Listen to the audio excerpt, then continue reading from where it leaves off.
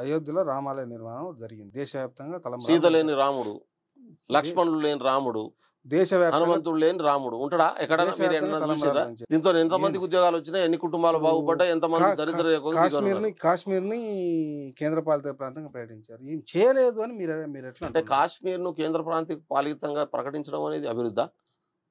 అభివృద్ధి కోసమే ప్రకటించారు. అంటే అభివృద్ధి అని వాళ్ళు అభివృద్ధి చెప్తారు. జరిగింది ఎవరికైనా చెప్తున్నారు. ఉద్యోగాలు వచ్చినా పోనీ ఆడ ప్రజాస్వామ్య వ్యవస్థను కుప్పగూల్చేసి నియంతృత్వాన్ని తీసుకొచ్చారు. రెండు విషయాలు నేను చెప్పదలుచుకున్నా. ఒకటి, రాముని గురించి మాట్లాడుకుందాం. ఉమ్. మీరు రాముని పూజిస్తారు, నేను రాముని పూజిస్తాను. రామచంద్రమూర్తి అంటాం మనం, రాముడు అనం.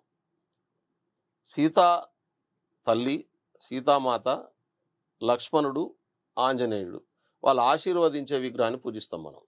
ఈ దేశంలో ఉన్నటువంటి కోట్లాది మంది రాముని పూజించేటటువంటి వాళ్ళు అందరూ పూజించే విగ్రహం ఏది ఉంటుంది అంటే సీతారాముడు, లక్ష్మణుడు, ఆంజనేయుడు ఉన్నటువంటి విగ్రహాన్ని పూజిస్తారు కోట్లాది మంది. బీజేపీ రాముడు ఎట్లుంటాడు అంటే బాణం పట్టుకొని ఎదుటోని సంపనికి బయలుదేరిన రాముడు లెక్కుంటాడు. ఈ బాణం పట్టుకొని ఎక్కుపెట్టినటువంటి రాముడు ఎక్కడికి వెళ్ళి వచ్చిండు అంటే మనుషుల మెదళ్లలో ఒక నెగిటివిటీని స్ప్రెడ్ చేసేటటువంటి దేవుడు అనేటటువంటి వాడు ఆశీర్వదిస్తాడు. దేవుడు అనేటటువంటి వాడు సమాజం బాగా కోరుకుంటాడు, మనుషులు మానవజాతి బాగును కోరుకుంటాడు. కానీ బీజేపీ రాముడు వాళ్ళకు ఓట్లు తెచ్చేటటువంటి రాముడు, మతాల మధ్యన విధ్వంసం క్రియేట్ చేసేటటువంటి విగ్రహాలను. ఆంజనేయ స్వామి బొమ్మను, నేను ఆంజనేయుని భక్తుని చిన్నప్పుడు ఆంజనేయ స్వామి బొమ్మను మనం ఎట్లాంటి ఆంజనేయ స్వామిని కొలుస్తాం. కానీ బీజేపీ పెట్టినటువంటి ఆంజనేయ స్వామి ఎట్లుంటాడు, ఈ మధ్యన కార్ల మీద స్టిక్కర్లు, వాళ్ళు వేసిన జెండాలను చూడండి మీరు, ఏ జెండానన్నా చూడండి ఆంజనేయుడిది, ఒక బ్లాక్తోని కాషాయం మీద బ్లాక్తోని ఒక ఉగ్ర రూపంలో ఉన్నటువంటి ఆంజనేయుని చూపిస్తారు. దాన్ని చూసిన తర్వాత ఏ ఫీలింగ్స్ వస్తాయి అంటే మనిషి మెదడు ఎట్లుంటుందంటే, సహజంగా మనం ఆంజనేయ విగ్రహాన్ని ఏది చూసినప్పటికీ కూడా రాముడికి దండం పెట్టి ఒక భక్తితోటి ఉన్నటువంటి భక్తితోటి మన సమస్యలు చెప్పుకొని మన సమస్యలను పరిష్కరిస్తాడు అనేటటువంటి ఒక విశ్వాసం పొందే ఇంకొకటి విగ్రహం. ఏంటంటే ఆంజనేయుడు తన Yes. ఎద చీల్చుకుంటే లోపల రాముడు, సీత, లక్ష్మణ్ ముగ్గురు వస్తారు. ఒక్కడు రాడు. మరి బీజేపీలు పెట్టే ఎక్కడన్నా ఇటువంటి ఆంజనేయుడు, ఇటువంటి రామచంద్రమూర్తి విగ్రహం పెట్టినటువంటి సందర్భాలు ఎక్కడైనా ఉన్నాయా? వాళ్ళు పెట్టిన జెండాలు కానీ, వాళ్ళు పెట్టిన కటౌట్లు కానీ, వాళ్ళు పెట్టినటువంటి విగ్రహాలు కానీ ఎక్కడన్నా ఛాతీ చీల్చి సీతారాముని, లక్ష్మణుని చూపిస్తున్న బొమ్మ ఏంటన్నా చూసిరా మీరు?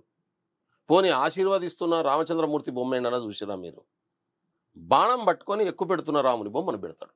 అంటే దీని ద్వారా ఏం మెసేజ్ ఇవ్వదలుచుకున్నారు వాళ్ళు? ఈ సమాజంలో ఒక విధ్వంసం, హిందూ ధర్మాన్ని, మన ప్రజల ధర్మాన్ని, ఒక సౌభ్రాతత్వ వాతావరణాన్ని, సమాజంలో ఒక శాంతిపూర్వక వాతావరణాన్ని చెడగొట్టి ఓట్లు సంపాదించేటటువంటి రాముణ్ణి, బీజేపీ పార్టీని అధికారంలో తీసుకొచ్చేటటువంటి ఆంజనేయ స్వామిని తయారు చేస్తున్నటువంటి పరిస్థితి ఉంది. ఇది మన ధర్మాన్ని విధ్వంసం చేయడం. బీజేపీ ఖాతాలు వేసుకోరా? అది కాదు, మన సంస్కృతిని విధ్వంసం చేయడం. ఇది మన సంస్కృతిలో ఉన్న విలువల్ని విధ్వంసం చేయడం, మన సంస్కృతిలో ఉన్న పాజిటివిటీని విధ్వంసం చేయడం, ఇది ఈ సమాజానికి నష్టం చేసేటటువంటి పద్ధతి. మేమేమంటున్నామంటే రాముణ్ణి పూజించేటోళ్ళు రాముని పూజిస్తాడు, కృష్ణుడిని పూజించేటోళ్ళు కృష్ణుని పూజిస్తాడు, ఎల్లమ్మని పూజిస్తాడు, ఎన్నెమ్మని పూజిస్తాడు. నేను శివలాల్ మహారాజుని పూజిస్తా, మెరామయ్య అడిని పూజిస్తా. ఈ దేశంలో 3 కోట్ల మంది దేవతలను పూజించేటటువంటి సమాజం ఉంది. ఎవరి దేవుని వాళ్ళు పూజించుకునేటటువంటి స్వేచ్ఛా స్వతంత్రం భారత రాజ్యాంగం ఇచ్చింది. ఇట్లా పూజించుకునే వాతావరణం ఉండాలి. వీళ్ళందరూ కూడా పూజించుకున్న ఒక దేవుని పట్ల ఒకరు గౌరవప్రదమైనటువంటి భక్తితో ఉండే వాతావరణం ఉండాలి. అటువంటి వాతావరణం ఉన్నదాన్ని ఒక దేవునికి ఒక్కదోని కొట్లాట పెట్టించేటటువంటి వాతావరణాన్ని సృష్టించే నీచమైనటువంటి విధానానికి బీజేపీ, ఆర్ఎస్ఎస్ ప్రయత్నం చేస్తుంది. ఇది సమాజానికి మంచిది కాదు, ఇది మంచిది కాదు. ఇది ఈ దేశంలో ఉన్న ప్రజలంతా ఆలోచిస్తున్నారు. ఇప్పుడు వాళ్ళ ఎత్తుగాళ్ళన్నీ కూడా దూరం పెట్టినటువంటి పరిస్థితి ఉంది.